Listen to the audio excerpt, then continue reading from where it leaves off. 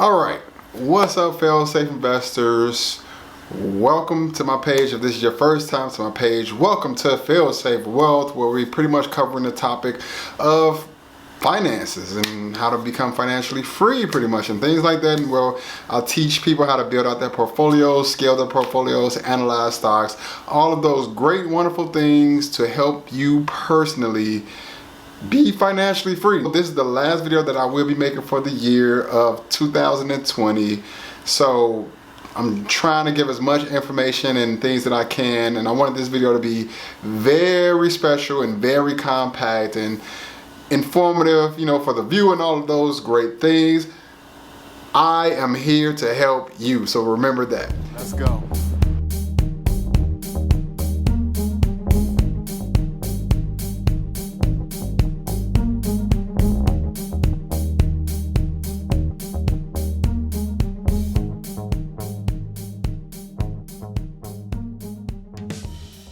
So in this video, we're going to talk about if there could possibly be a market crash in the year 2021 and ways that you can go about not getting hurt in that market crash, or pretty much having your portfolio rebound double, triple, quadruple, you know, in the market crash if that was to happen, and strategies that you can use and have in place to help you through a market crash. First of all, to give you some context, we have to understand what is happening in the market, right? So there are two factors that drives the stock market, right? It's greed and fear. When people are being greedy, they're being speculative, they think that a stock is going to just continue to go up.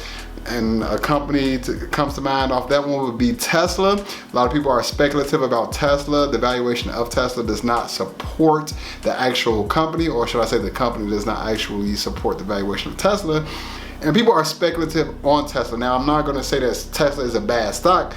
I'm just going to say, as of right now, the value of that company is not represented by the company. It's represented by people being greedy and investing in that company. And then the other side of that coin is fear. So when people fear or are uncertain about the stock market, they usually sell out of companies and take a loss, right? So those are the two factors that drives the stock market. So from 1611 to the year 2020, present times, there has been 6 total market collapses and a lot of market corrections. So corrections and the collapses are two different things. A market collapse is when the stock market declines pretty much double-digit percentage points. So that's like 10, 20, 30%, anywhere from like a week to a month. So in the year 2020, we had a market collapse because in 1 month it declined more than 30%. A market correction could be 10% or lower or thing like that, but just over a longer or shorter time span. So a market correction could be like 10%, and then the market corrects itself and goes back to its highest price point, right? But I want to tell you one thing that no one ever mentions in these collapses and corrections. The market 100% of the time rebounds and goes to new record highs. 100%. 100%. The entire market rebounds and breaks new records, right? If you look at it that way, you really can't lose. So I did a little research and I wanted to understand these market collapses a little bit more. So I did a little research and I went to the first great market collapse of 1929. So what happened in 1929 was we had what was the Roaring 20s. So after World War I, America started its industrial phase and a lot of people started moving into the inner cities. We had a lot of job openings. So a lot of money was being borrowed, and then the stock market was pretty much roaring because we had overproduction. And that overproduction led to oversupply of products.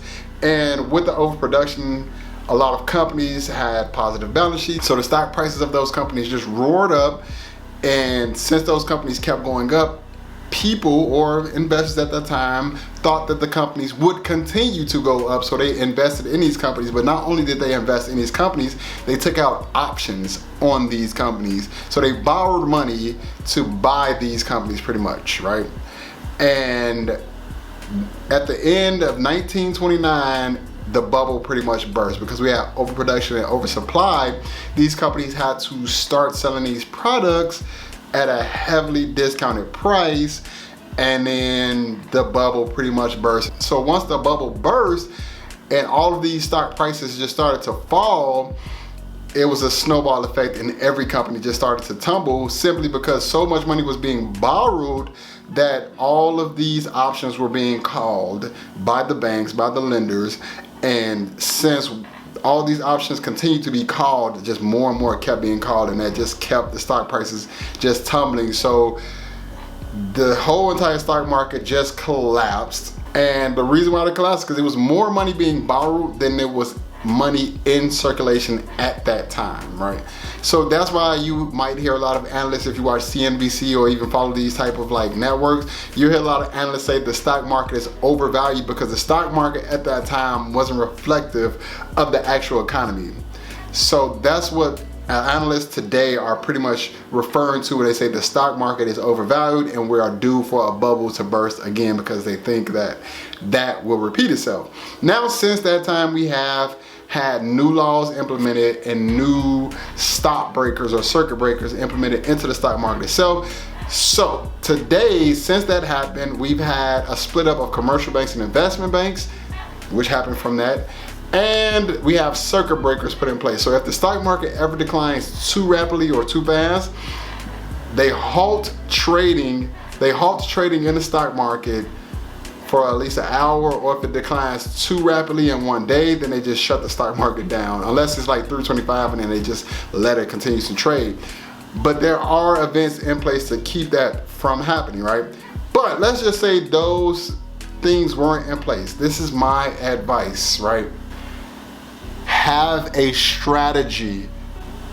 Have a strategy in place, and have the companies in place that you know that you want, and be buying these companies at a discount already or previous to any stock market crash. That way you have the emotional fortitude to A, hold on to these companies during a market collapse, or B, which is an even better option, go in and buy more stocks in that company. So with my mindset, I have that mindset. I have an investor's mindset. I have a long-term investor's mindset, meaning I understand that there are going to be ups and downs and market corrections in the market at the time while I am in the market. But I have so much faith in the companies that I invest in that if the market goes down, then I know that I'm just gonna buy more, because if the market goes down, but my companies are still fundamentally sound, meaning they are still the companies that they were when I was buying them, then I'm just gonna buy more. So I love market corrections. I love waking up and seeing the market down.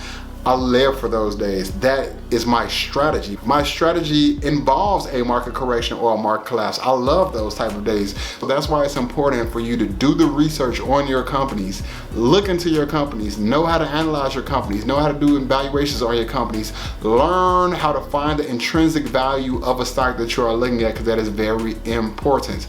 And find companies that are undervalued. So that way when there is a stock market collapse, you can just go in and buy more shares, build out your portfolio, and then when the market rebounds and set new highs and your money doubles, triples, and quadruples, you still hold on to those stocks and then sell them when they hit a price point that you know is either above the intrinsic value or at the intrinsic value, or the fundamentals of that company change. But don't sell just because the price of the stock doubled. But in this video, I just couldn't stress enough the importance of investment strategies. You have lots of strategies. What is your strategy? Like I said, I have a long-term investment strategy. Investment. I mean, I'm gonna put my money in and let it grow, give it time to grow. So I wanna know, what's your investment strategy? Are you a value stock investor, a growth stock investor? Do you dollar cost average? Do you momentum invest? What is your strategy? I wanna know. Leave it in the comment section down below. We will talk about this. I will be back next year with more content, better content. I'm working on myself. We're gonna get this done together. I got a couple more books that I gotta get reading, but I just wanted to end this year out how we came into this year, pretty much learning more and bettering ourselves. Hit the like button for this video if it was helpful. Hit the subscribe button if you want to follow me, you want to learn more things about investment and investment strategies and how to analyze stocks, and even if you want to know what the word intrinsic value means, hit that subscribe button. And until the next video, or should I say until next year, let's get it, let's do it. And until the next one, happy holidays.